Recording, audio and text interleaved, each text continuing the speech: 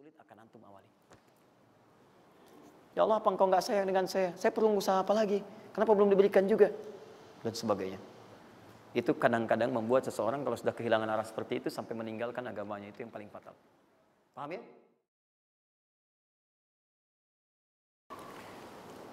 Quran surah ke-14 ayat 7. Nah, tadi Quran surah ke-9 ayat 100 berapa tadi? 3. Quran surah 9 ayat berapa tadi? 60. Yang bonusnya jangan lupa masih di dalam kotak.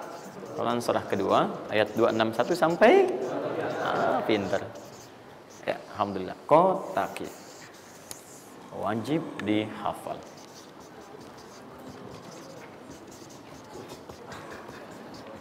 Maksud saya di akhir pasti ada yang foto. Saat foto itu kalimat ini harus muncul. Jangan di capture, jangan di crop. Jangan di crop. Fokus. Nah, sekarang rezekinya sudah ada. Bagaimana Anda mendapatkan akselerasi dari peningkatan? Ya, baik sifatnya kuantitasnya ataupun juga nilainya. Terus. Ya, maka rumusnya kalau sudah dapat dari usaha itu, tadi kan usaha kan? Ya, ada usaha yang kedua. Masih ingat teman-teman yang punya rezeki siapa? Nah, sekarang Allah tawarkan, saya akan berikan kepada kamu, kata Allah, peningkatan dari usahamu dengan cara yang tidak terlampau susah. Kamu gak perlu kerja ini lagi, itu lagi, dan sebagainya. Tapi kamu tinggal mengimbangi saja. Kamu kerja, kamu amalkan juga yang ini. Apa amalan itu? Syukur. Perhatikan langsung redaksi dari Allah. Saya tidak akan menambah, mengurangi. La in syakartum la azidannakum. Ingat, la in syakartum, kalau kamu bersyukur kepada saya, la azidannakum, saya akan tambah bagimu. Jelas ya?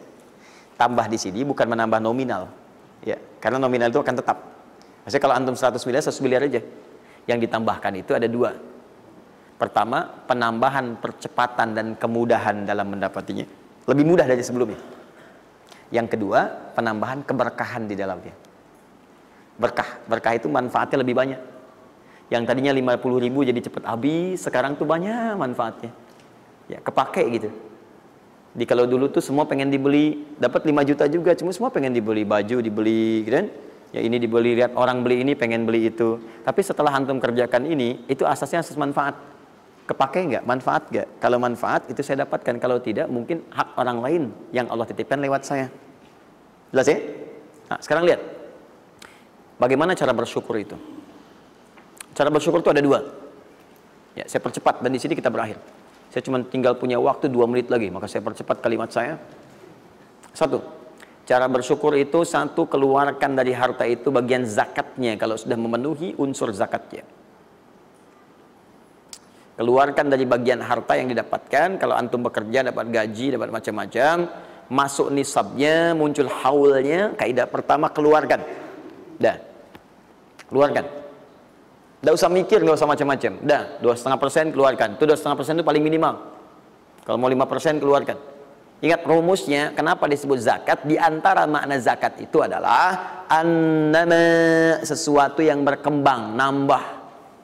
Ya. Zakat itu ada at-tahara, ya, an-numu, ya, sesuatu yang berkembang. Di dalam bahasa Arab sekarang investasi disebut dengan annama wal istifmar, sesuatu yang diinvestasikan. Jadi ketika Anda zakat sebenarnya bukan mengurangi harta, menginvestasikan harta untuk ditambah. Minimal 10 kali lipat dari sebelumnya. 10 kali lipat. Jadi kalau Anda misalnya keluar zakat, taruhlah misalnya 25 juta, ya, Anda dapatkan. Terus 2,5%-nya diambil dari situ, berapa? 2,25, ya? 2 juta, 2,5. Anda keluarkan tuh. Maka Anda pada hakikatnya sedang melipat gandakan harta Anda 10 kali lipat dari sebelumnya. Jadi Anda akan dapat dari situ 22,5 juta. Bentuknya bisa macam-macam. Ingat, rezeki itu kan bukan hanya uang. Tadi saya katakan. Ya, bisa jadi proyek baru datang nilainya segitu. Bisa jadi apa lagi? Bisa jadi dijaga kesehatan, nggak sakit selama sebulan. Biasanya cek lab ini itu dan sebagainya, ya kan? Kolesterol macam-macam habisnya segitu. Bulan itu nggak ada apa-apa. Terus Anda berkata, alhamdulillah nih sekarang saya kelihatan sehat, gini-gini, hasilnya positif. Padahal Anda itu dihasilkan lewat zakat, lewat macam-macam. Nah, misalnya nggak ada konflik, nggak ada masalah di hari itu, yang kalau diselesaikan nilainya 22 juta. Masa marah dengan istri macam-macam. Mama kenapa sih, Ma, gini. Papa mau damai. S9 not. Wah, beli S9 Note harga 15 juta ya, tambah lagi 7 juta laptopnya misalnya kan dan sebagainya. Misal, habisnya segitu juga. Jadi dijaga oleh Allah, mendapatkan penambahan bisa berupa langsung nilainya, nominalnya dapat proyek yang lain, atau dijaga untuk mendapatkan yang non materi tadi. Paham? Maka saya katakan pada Anda, kalau sudah ada kewajiban zakat, maka jangan berpikir menunda. Cepat berikan saat itu, maka seketika Allah akan lipat gandakan apa yang Anda telah usahakan itu. Jelas? Jadi yang pertama, kalau sudah ada kewajiban zakat, cepat ambil. Bahkan, nah ini saya mau ambil komitmen. Saya ambil komitmen. Siap mengikuti ini? Siap berkomitmen insya Allah? Bahkan Allah langsung meminta kepada yang punya otoritas atau juga teman-teman di sampingnya untuk saling mengingatkan. Bahkan kalau punya otoritas langsung ambil. Saking inginnya Allah harta orang itu tuh terus bertambah. Maka turunlah Quran surah 9 ayat 103.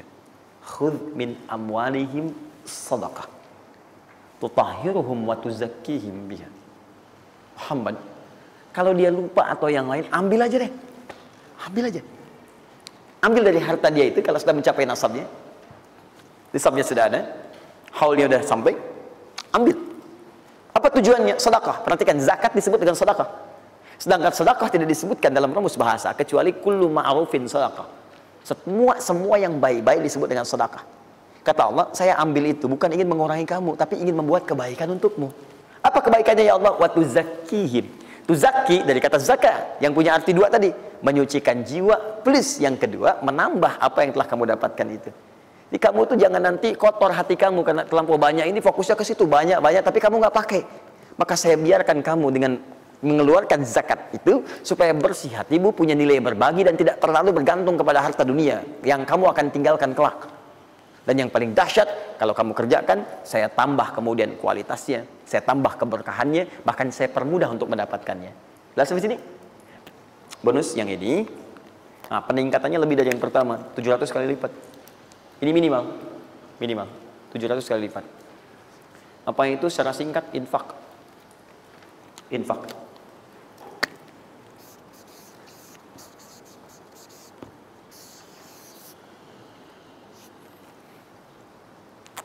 Sudah?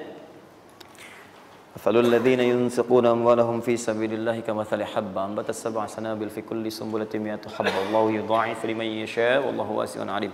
Sampai ke ayat 263 sampai ke qaulun ma'ruf ya dan seterusnya. Lihat sini. Allah tawarkan satu amalan yang dengan ini bisa melipat gandakan sampai 700 kali. Ya, ada yang sifatnya pahala, ada yang lain-lain dan sebagainya. Ya, sederhana. Kalau Anda mau infak, mathalul ladzina yunfiquna amwalahum fi sabilillah. Baik, kalau Anda mau infak, yang infak itu bukan infak biasa, tapi infak digunakan untuk fi sabilillah. Fi sabilillah. Ini bukan zakatnya. Kalau zakat jelas sifatnya kewajiban. Zakat itu nggak bisa nawar, harus keluar. Tapi infak tidak. Infak itu dibagi dua, ada yang wajib, ada yang sunnah. Infak di sini bicara yang sunnah. Ya, infak wajib itu infak dari suami kepada istri dan keluarga. Infak, ya itu infak, singkatannya nafkah. Nafkah itu infak. Dari mana dalilnya Ustaz? Quran surah keempat ayat 34. Ar-rijalu qawwamuna 'alan nisa bima faddalallahu ba'dahum 'ala ba'din wa bima anfaqu min amwalihim. Ya, suami punya kelebihan dibanding perempuan, diberikan kekuatan oleh Allah untuk berusaha mencari nafkah. Nafkah itu bahasa Qurannya infak. Di antum itu memberi infak pada keluarga wajib. Wajib. Ya, enggak apa-apa ibu berdoa minta yang banyak, Bu. Minta. Suami dimudahkan, itu janji Allah kok. Jangan minta sedikit, Bu, minta yang banyak. Minta yang banyak. Karena antum, teman-teman, mencari 1 juta. Tapi ibu menjadikan 1 juta itu cukup untuk sebulan. Itu nggak mudah. Ya, maka berpartner di situ. Ya, suami keluar atau ibu yang berbisnis sekarang dan sebagainya bermohon kepada Allah minta kebaikan. Ya, tapi spesial untuk kepala keluarga, ketika dia mencari nafkah itu Allah berikan nafkah untuk satu keluarganya. Ya, kalau ibu yang punya hobi bisnis dan bukan pencari nafkah, itu yang diberikan cuma rezeki ibu aja di situ.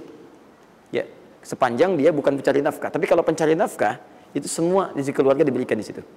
Nah, saya tuliskan dulu supaya fokus ya. Infak. Infak ini, kalau Anda mau keluarkan di jalan Allah, maka ada 5 golongan yang utama.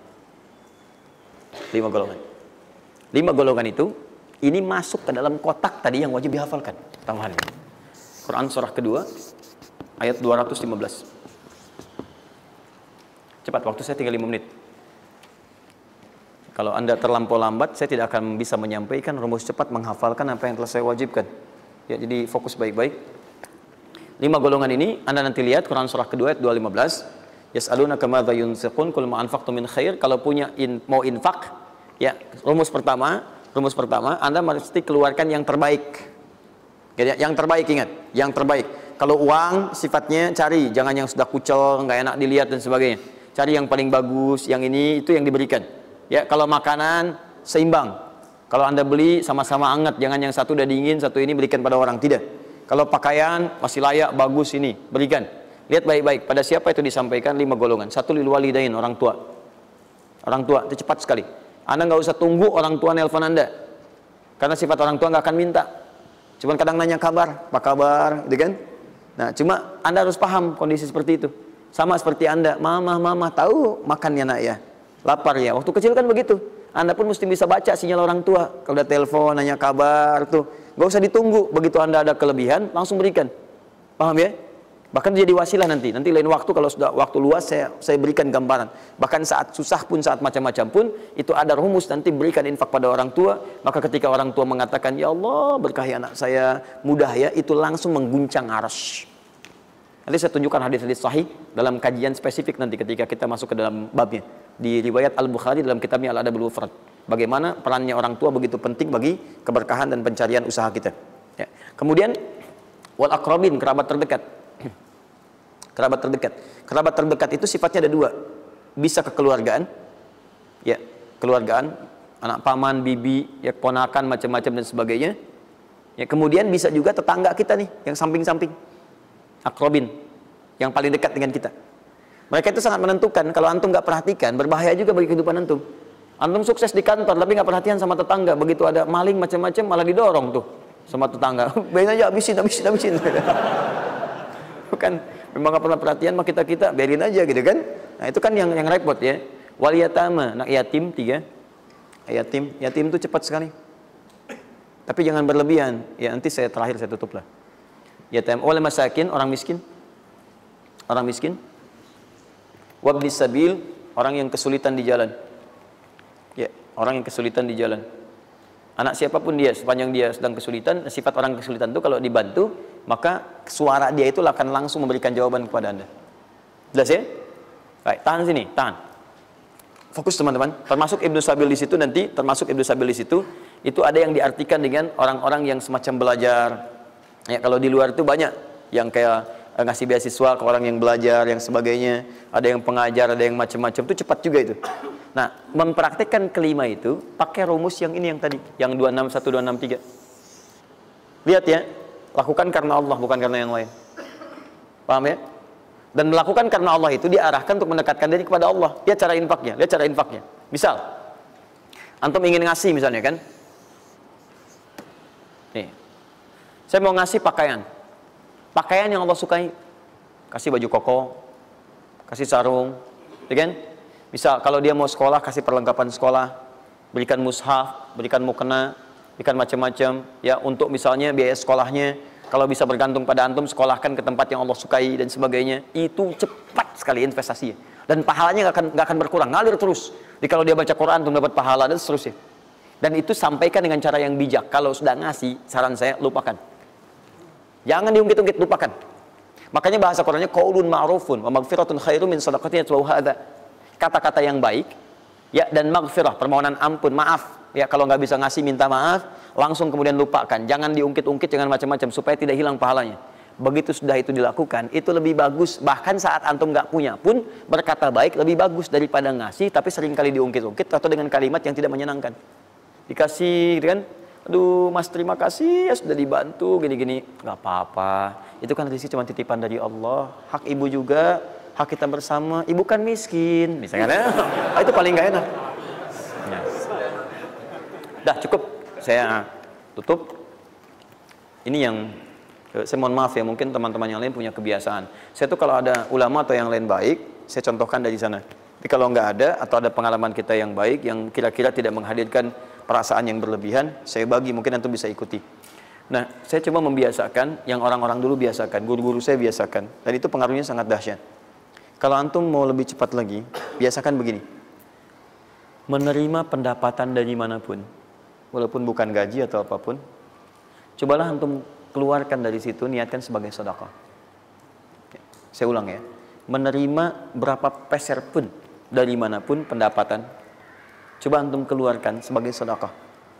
Misal 2,5%, 5%, keluarkan aja, bagi siapa. Demi Allah saya katakan, begitu antum kerjakan itu karena Allah, maka Allah akan merawat Anda dan menjadikan dunia kecil bagi Anda. Apapun yang Anda butuhkan ada dan kecil sekali. Dan Anda sudah nggak melihat, nggak ada nilainya tuh dunia itu. Ya, jadikan kebiasaan itu. Kalau ada pakaian sudah Anda pakai, datang lagi yang baru, ini yang lama kasih aja, yang layak dipakai dan sebagainya. Seperti itu, biasakan. Begitu Anda biasakan, nanti Allah jadikan kecil dunia bagi pandangan Anda. Ada nilainya. Dah. Paham ya? Itu kalau antum mau ikuti silahkan, atau kalau mau bertahan di yang pokok silahkan. Saya sudah katakan, saya tidak akan menambah waktu lagi karena sudah jam 10. Pas 12 menit dari apa yang saya minta. Dan saya tutup dengan kalimat, kalau ingin dimudahkan menghafal ayat-ayat yang disampaikan, maka caranya cuma dua. Satu, yakinkan antum bisa menghafalkannya. Yakin, jangan ragu. Bisa. Yang kedua, anggap mudah. Pokoknya kalau sedang ada merasa susah, mudah. Bisa insya Allah. Ya, siap? Ya, mudah atau susah? Yakin? Berapa ayat tadi? Sedikit. Itu banyak tuh jadi susah. Saya ulang, jangan pulang. Mudah atau susah? Mudah atau susah? Yakin? Nah, berapa ayat? Oh, luar biasa. Alhamdulillah. Baik teman-teman, saya kira cukup hari ini. Ini kita pembuka. Jangan khawatir, sekali lagi Anda yang tertinggal sudah saya siapkan. Ini ada 3 lembar. Insya Allah jadi panduan kita, bahkan jadi buku insya Allah. Ya. Kapan diberikan ini? Luar biasa. Baik ya. Subhanakallahumma bihamdika asyhadu an la ilaha illa anta astaghfiruka wa atubu ilaik. Wa akhiru da'wana alhamdulillahirabbil alamin. Wa'afu minkum. Pintu masjid ini hanya ada 3. 1, 2, 3. Dan pekan depan pintu itu hanya dibuka dengan ayat-ayat Quran. Assalamualaikum warahmatullahi wabarakatuh.